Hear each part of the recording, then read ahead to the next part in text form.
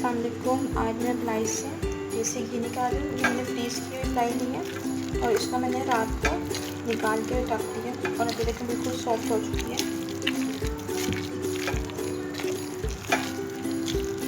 इसमें किसी किस्म के ब्लेंडर की ज़रूरत नहीं। ये मैं 3 से 4 चम्मच इसमें दही डाल रही हूँ और इसको बस थोड़ा सा इस तरह मिक्स करूँगी और मक्खन अलग हो जाएगा।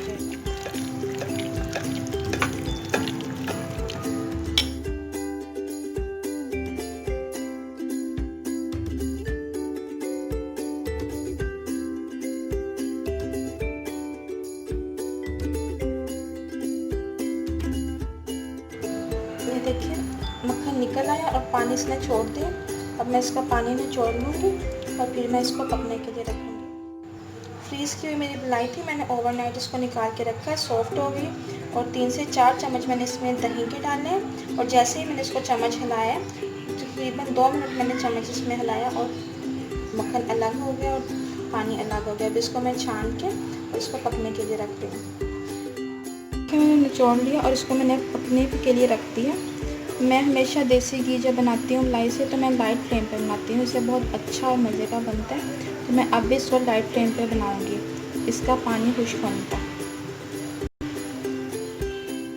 इसको बॉयल आ रहा है और बॉयल आने के बाद इसको मैं लाइट फ्लेम पे रख दूँगी पकने के लिए। ये देखिए पक रहा है, अभी इसको थोड़ा और टाइम लगेगा।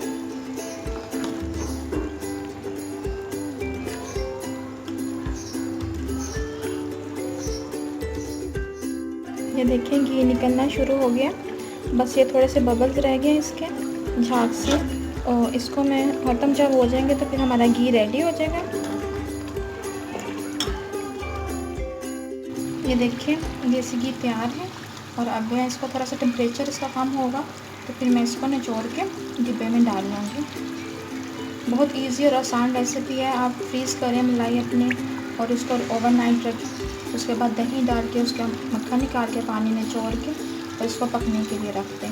मेरी रेसिपी ट्राई कीजिए और मुझे बताइए कैसी लगी। इसमें मैंने कोई ब्लेंडर वगैरह कोई ग्राइंडर वगैरह यूज़ नहीं किया।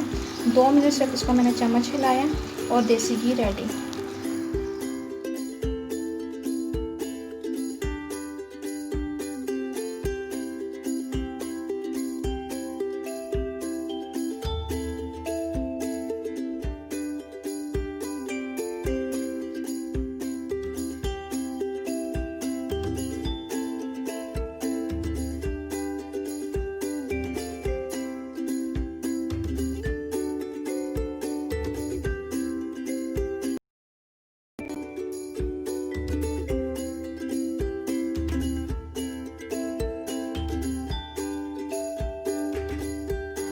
अस्सलाम वालेकुम। आज मैं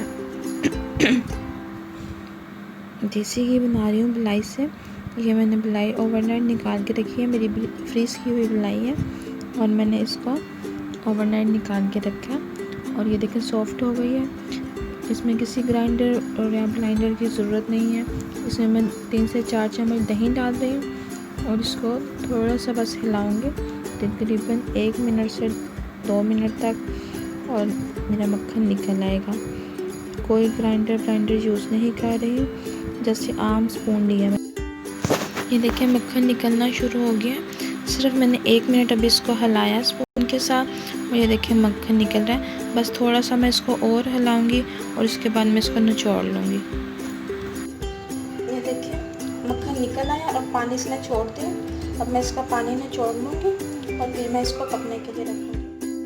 फ्रीज़ की हुई मेरी मलाई थी, मैंने ओवरनाइट इसको निकाल के रखा है, सॉफ्ट हो गई।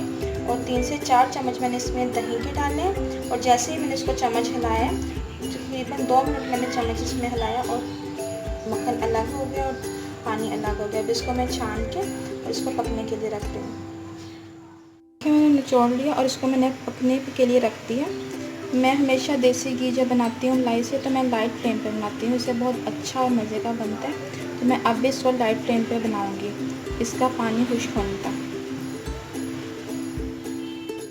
इसका बॉयल आ रहा है और बॉयल आने के बाद इसको मैं लाइट फ्लेम पे रख दूँगी पकने के लिए। ये देखिए पक रहा है, अभी इसको थोड़ा और टाइम लगेगा।